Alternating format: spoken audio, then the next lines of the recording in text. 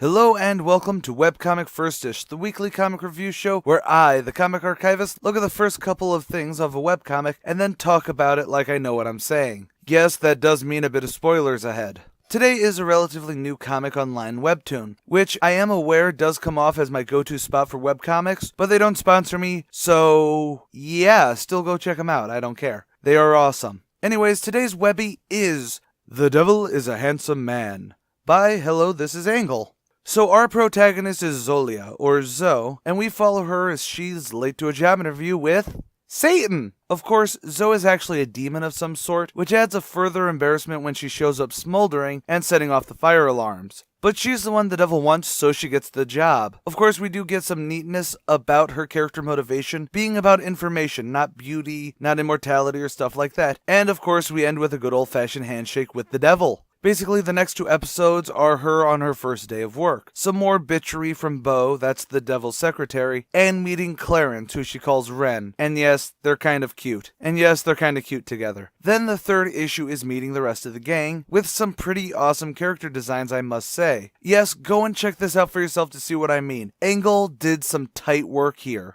Honestly, there's only 3 episodes out right now, and I've actually sat and just listened to episode 2, basically because it has this really nice little piano backing through the whole thing that makes the first quarter of reading this truly magical. It's a bit of a romanticized take on why the devil fell, and I can dig it as a standalone even. But I think that kind of ingenuity is what pushes this comic to being a breath of fresh air. What I mean is that it feels like a third of all indie works nowadays deals with the devil, and many don't even really think about their work past that point. This is a quest to stop Satan. This is justifying Satan's dislike for God by way of humanity, or stuff like that. But this uses the devil not as an end goal, but as, quite frankly, the Beelzebub, the head of the company. So by having our protagonist not necessarily stock, but a character who could definitely be in an office comedy, complete with the meet cute with Ren, there's this looming other shoe you're waiting to drop with the setting that really adds to just an underlying umph in seeing the parade of supporting characters, like a being missing an entire section of her head where her eyes should be as justice, or a couple of people with trees and cacti growing out of their heads for energy conservation. And at the end of the last issue, again it's only episode 3 still, when the devil leads Zoe into his office, there's almost just this menace to it, even if it's just really a boss finally meeting with his new employee to tell her what she's actually going to do for the company. It truly is just that little touch that makes this probably one of the most interesting and I need to read more. And the art, oh my god, it is really good. Like, okay, how best to explain this without just showing you guys? It has a very vintage 1950s pop art style, and frankly, Roy Lichtenstein definitely had to have an influence on Angle with how influenced it seems to be. But in the same style, we get a very Fiona Stapley character design scheme, so in that same pop art feel, you have the aforementioned tree-headed people, or Blind Justice Lady, or even our heroine, Zoe, who has horns and claws and kind of bursts into flames sometimes, but still maintaining this style, so it's always appealing and carries this classic comic book romance charm that makes everything just perfect. So I guess it's time to give my verdict, and obviously, it's not going to be a surprise after that glowing recommendation. My verdict is, support it. Support it means you should definitely subscribe to it on Webtoons, give it all of the hearts and the favorites you can, share it around to your friends,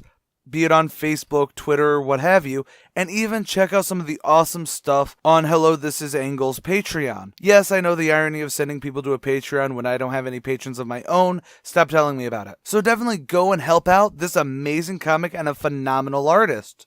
But sadly, that is all my blathering for today. If you agree or disagree with me, let me know in the comments below. While you're down there, give a suggestion for the next video in the Firsty series, be it a webcomic, manga, or comic book. Like us on Facebook, follow us on Twitter, and please give a gander over to our Patreon. It goes a long way that, hey, maybe we'll eventually get a real laptop to edit with. Yay! But more than anything else, I'm the Comic Archivist, and stay golden, Inklings.